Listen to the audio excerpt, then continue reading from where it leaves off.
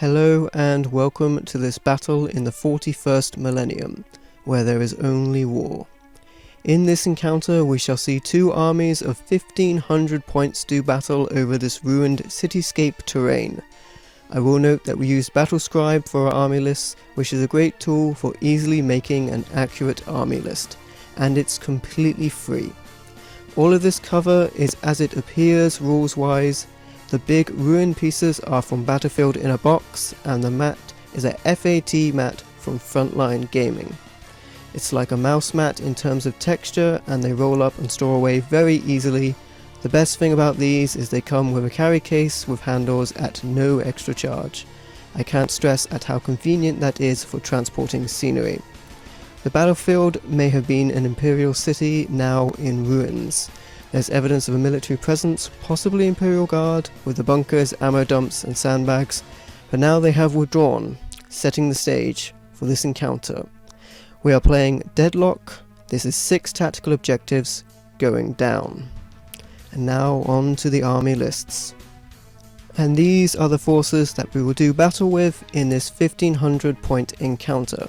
They are both very casual builds, and this is what I'll be using. 1495 points of Eldar. Leading the army is Autarch Kalen, wearing a Banshee mask. He has a power weapon, pistol and fusion gun. The first troop choice are the infamous Black Guardians, which I simply had to represent. 9 Storm Guardians, 2 of which have fusion guns. The leader will join this squad. The second troop choice is 10 Dire Avengers. Exarch has a Dire Sword and a Shuriken pistol. On to the elites, we have 5 Fire Dragons. The Exarch has the dreaded Fire Pike. And next up is 7 Striking Scorpions who have Infiltrate. Exarch has the powerful Scorpion's Claw. And moving on to Fast Attack, we have 1 Crimson Hunter, which I like to call the Ebon Hunter, because it's black, armed with 2 Bright Lancers and a Pulse Laser.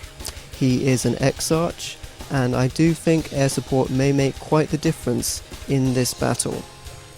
And next up in heavy support we have 2 identically armed Wraithlords, each with Flamers, 1 Bright Lance and a Ghostglaive because it looks cool. Dedicated transport next, we have 2 Wave Serpents for the troops, Shuriken Cannon and Twin-Linked Scatter Lasers. Final heavy support choice is this Falcon, armed with a Shuriken Cannon and Bright Lance. This will transport the Fire Dragons into battle. And there you have it, 1495 points of Eldar. Let's see what the Blood Angels are going to look like. And now we take a look at the Imperial opposition. So, here we have my Blood Angels, which my brother will be commanding for this battle. One possible polarizing note is that my Death Company aren't painted black. Not long-standing sufferers of the Black Rage, they've simply fell into the red first prior to battle. This army has embraced the madness as a strength, and to control these maniacs we have 2 HQs. The first is Captain Starg with a Storm Bolter and Lightning Claw and Artificer Armor for a 2+ save. The second HQ choice is Chaplain Varlock, leading the Death Company into battle. He has a Bolt Pistol and a Power Maul. Now on to the first troop choice, which is 5 Tactical Marines. They have a las cannon in that squad. The second troop choice we have is a squad of Scouts. Neither of these troops have a Veteran Sergeant upgrade, but the Scout Sergeant has a Storm Bolter. And they also have a Heavy Bolter, but without the Hellfire rounds. That was a little too many points to spend for that upgrade. Now on to the elites, we have a command squad for Captain Stark to join. Company Champion, Sanguinary Initiate Priest, and 1 additional power weapon and a banner in that squad. This unit is a close combat wrecking machine, will cause a lot of havoc when it gets into combat. Next up we have the Death Company, or should I say the Red Company. They have a Power Axe, Power Fist, and that's it. No further upgrades there. They don't really need it, they're very powerful themselves. And we have a Furioso Dreadnought with a Melter and a Storm Bolter. Next up is a Dreadnought with a Multi-Melter and a Storm Bolter. And I must note that this is a Baal Strike Force instead of a combined arms detachment. This opens up an extra elite slot and you get +1 initiative on the charge. And that is how this army fits together as Battle Forged. Now we move on to the heavy support. One Devastator squad with 3 rocket launchers that have been upgraded with flak missiles. Another Devastator squad with 3 heavy bolters, and the sergeant has a storm bolter. And lastly, we have the mighty Land Raider with the Death Company residing inside. The command squad dedicated transport is a Rhino, which stands out because I'm borrowing it from my brother, but we'd rather have one painted than unpainted. So to clarify, these are all my models, except the Rhino. I'm playing Eldar, my brother is playing the Blood Angels. Now let's do this and move on to setting up the battlefield. Here is the battlefield marked out for employment. We'll be playing the Maelstrom of War mission Deadlock. Blood Angels are on this side. Eldar are on this side. Long Table Edge, Dawn of War deployment. Eldar are going to set up first. We shall decide our objectives and then set up our armies. So the objectives are as follows. Objective 1 is with the Scouts.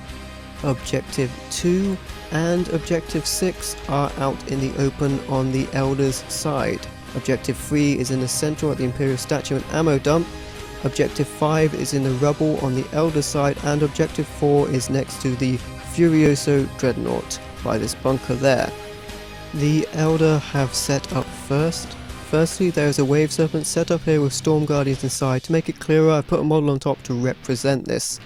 2 Wraith Lords take a central view of the battlefield, defending the Falcon with the Fire Dragons insidiously waiting inside. Finally, the other Wave Serpent is on the other side with the Dire Avengers inside. And the Striking Scorpions have infiltrated to get the power of Shroud until they shoot or assault, attempting to strike from the shadows unseen. Now the Blood Angels have a good view of the battlefield with this tactical Lascalon squad. Scouts in this trench type system here. Death Company with the Chaplain in the Land Raider. That's going to get nice and dirty in the middle of the battlefield. Devastators with their rockets set up high in this ruin. Multi-Melter Dreadnought on the ground just there. The Furioso here, and nearby is the Rhino transporting the command squad here. Atop this ruin with a good view of the battlefield, there are the heavy bolter Devastators as well. That's setup complete. This is going to be bloody. We are going to see some Space Marine on Xeno action. Wraith Lords versus Dreadnoughts. The Emperor's Faith against Alien Humility.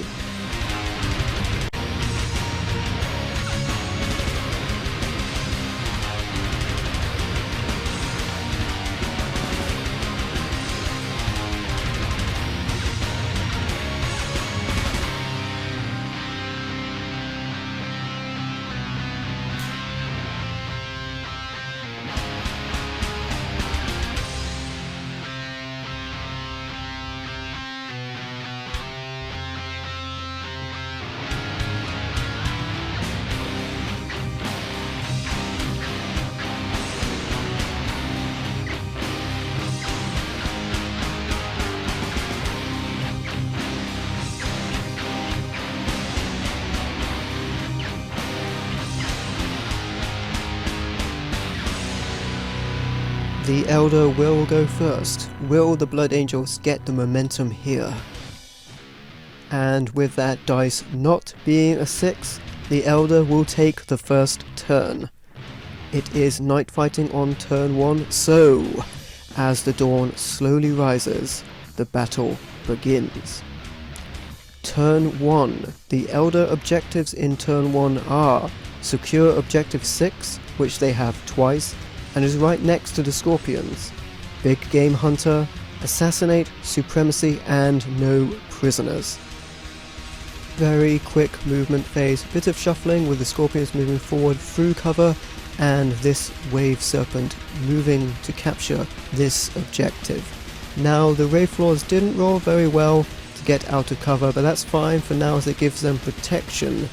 The other Wave Serpent moved up the table, and the Falcon is eyeing up that Land Raider as a target. At the end of the shooting phase, there is not a lot to report. I killed a scout. That's it. The Scorpions moved up some more. This Wraithlord ran. These two units took some shots at the Land Raider, but they just bounced off its thick armor. This Wave Serpent did put 2 glancing hits on this Dreadnought, but the cover saved it. That's it. I scored Objective 6 twice, and I discarded Assassinate. Blood Angel's objectives are secure Objective 1, which the Scouts are on, scour the skies, assassinate, Valor of Angels, and secure Objective 6 and 2, which will be a little more difficult as they are close to the Eldar. Blood Angel's movement in turn 1. The Land Raider has roared forward to get the Death Company closer, and with the aim of using the power of the Machine Spirit to do some shooting. Dreadnoughts moving up the table, and the Rhino moving forward also with a command squad inside. Blood Angel's shooting in turn 1. It has been highly inaccurate. The Scouts have fired aimlessly towards the general direction of the striking Scorpions. The Land Raider shot this Wave Serpent. I didn't jink, and it suffered a glancing hit. The Tactical Marines also tried their luck with the las cannon but missed. Devastators shot all their rockets at the Wraithlords and missed. And these Devastators over here fired their heavy bolters at that Wraithlord. 1 wound dealt, but it saved. This Dreadnought also fired its multi-melter but missed. And that's it. Blood Angels have secured Objective 1 and discarded Secure Objective 2.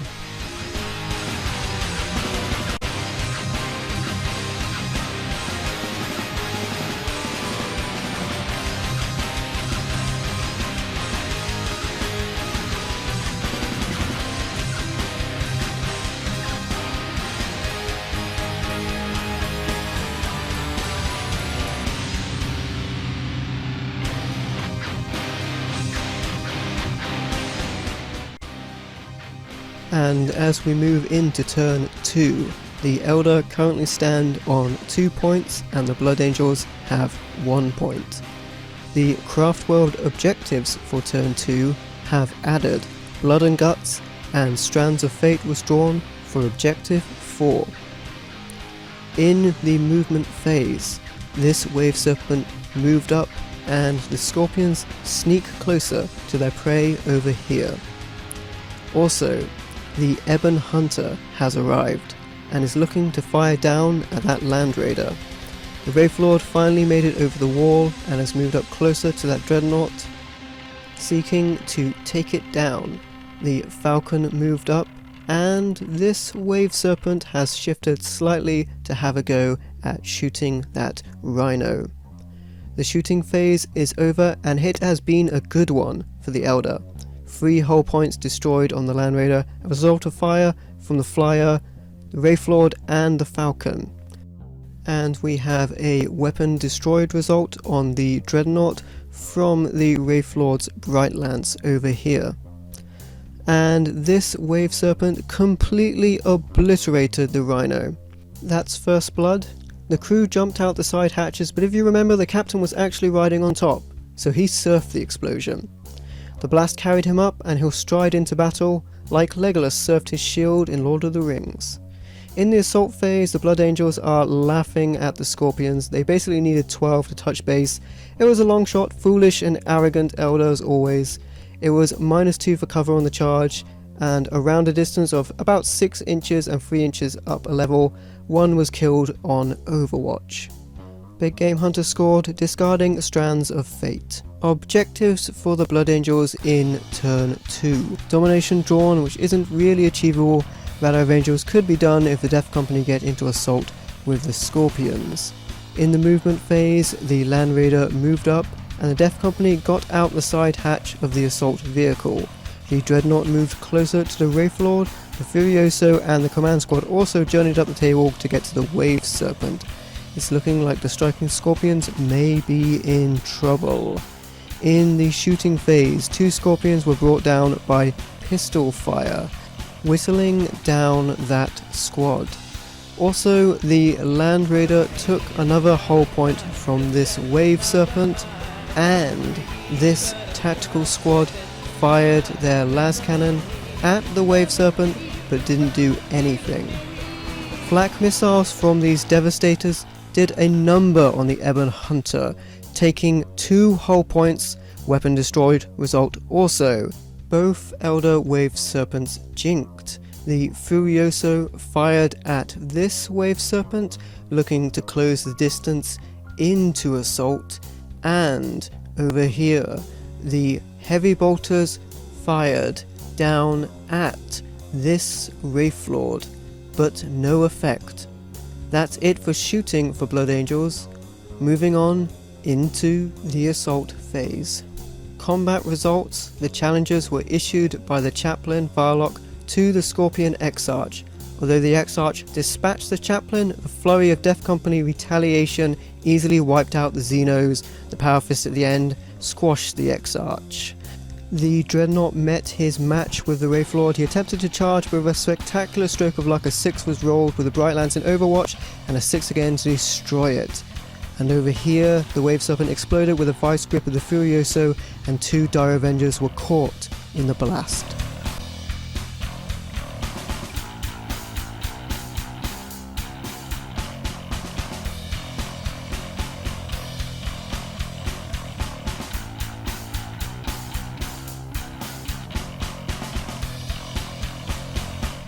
Assassinate and Valor of Angels scored for the Blood Angels, Domination being discarded, as that's hot garbage. The Eldar objectives remain the same. We'll have to get into combat for Blood and Guts. The Dire Avengers can't assault because their vehicle blew up, so they are defending this objective. The flyer flew off the table.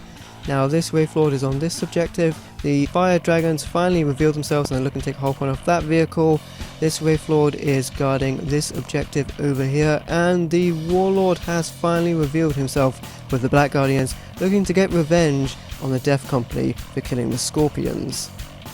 Eldar shooting phase on turn 3 has not been productive. All these fusion guns missed over here. I think one Death Company was brought down by pistols. The Fire Dragons, even without focus, were too far away from the Land Raider. The Wraith Lord and the Falcon tried to take it down, but it's still there. No damage dealt. No damage dealt by this Wave Serpent over here. This Wraith Lord ran a little, and the Dire Avengers shot into the command squad. But feel no pain, paid off, no casualties, no assaults, and they are very dead. Let's hope standing on those objectives paid off.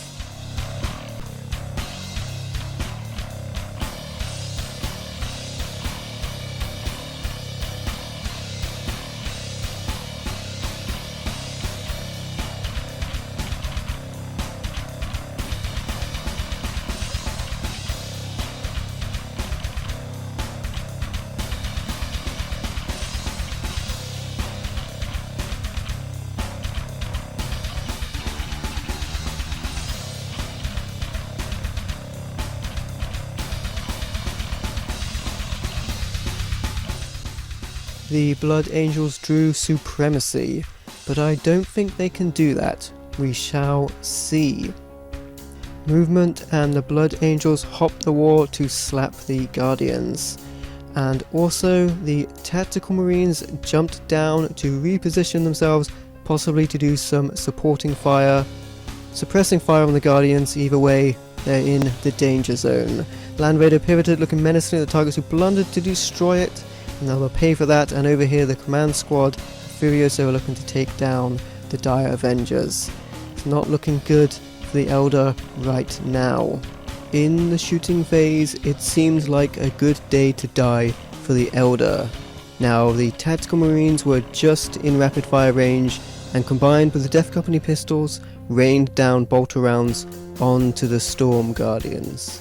A combination of the Land Raider and the Scouts and this Devastator squad whittled down the Fire Dragons to just the Defiant Exarch, who didn't run and has 1 wound left. Heavy bolters fired on this Wraith Lord. They did get 2 wounds but saved both, and a combination of shots from the Furioso and Command Squad killed a few Dire Avengers.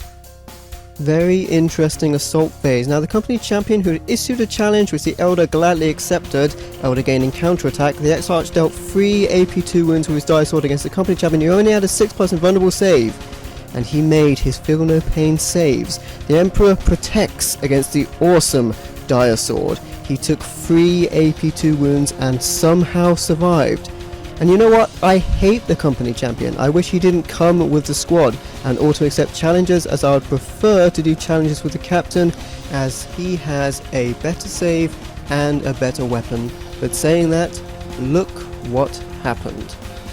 Now, resolving the rest of the combat, the Exarch survived almost everything thrown at him. But it was the Dreadnought's attacks that spilled over, who hit him 3 times, but even with his high strength, rolled 2 1s, but 1 2, and he failed his invulnerable save, and alas, with that, he is no more. At the end of the assault phase, the Furioso and Command Squad consolidate. There might not be much else they can do at this late stage of the game, but they did well, drinking in the blood of their enemies. And on the other side of the table, the Death Company made short work of the Autarch, gaining Slay the Warlord and moving back behind cover. No objectives scored, supremacy discarded. The battle is going in favour of the Blood Angels, but tactically it may lie with the Eldar at this point. The scores at the end of turn 3, the Eldar have 6 points, the Blood Angels 4. The Eldar gained supremacy, discarded Blood and Guts. Blood Angels slayed the Warlord but discarded supremacy. For turn 4, the Eldar drew no prisoners. Eldar movement, the Wave Serpent repositions, scooting back looking to fire its Serpent Shield. The Flyer has come back on the table, and over here, the Fire Dragon seeks to redeem himself and take revenge on that Land Raider. The Wraith Lords are hungry for a target, something to get in combat with, but they have some distance to travel. It's getting to the point where the turns have become very quick. 1 Tactical Marine falls to the Ebon Hunter shooting, and nothing is done by the Wave Serpent to the Death Company behind the wall. However, the Fire Dragon finally destroys the Land Raider with a glaring and empathic point. The Falcon had no effect against the Rocket Launcher Marines. No prisoners scored. The Blood Angels are on the move with this final push towards the objectives. And as they move up the table, the Devastators elect to sit pretty, hoping to gain a final chance to remove that flyer from the air and take it down. The Furioso peeks around the corner, bearing down on the Wraith Lord. Shooting has been most unfortunate for the Blood Angels. Rockets fired at the flyer and he jinked all over the sky and even did a loop-the-loop. These Marines fired up, Scouts and even Death Company tried on the hope to take that flyer's last hull point, but it's still there. Also, the Dreadnought put a wound on the Wraith Lord over here, but that's it. No objectives. And that's it. End of the line. Let's see how the scores lie. And it is 7 points to 5 for the Eldar. 2 points for supremacy, really making the difference there, with Blood Angels getting line breaker at the end. Even though the Blood Angels dealt a lot more damage in combat, the objectives went to the Eldar. Man of the match for the Blood Angels, we agreed, was a company champion, surviving a ton of heat in combat and destroying the Exarch. For the Eldar, it would be the Ebon Hunter, just didn't go down. Thank you for watching. In the 41st millennium, there is only war.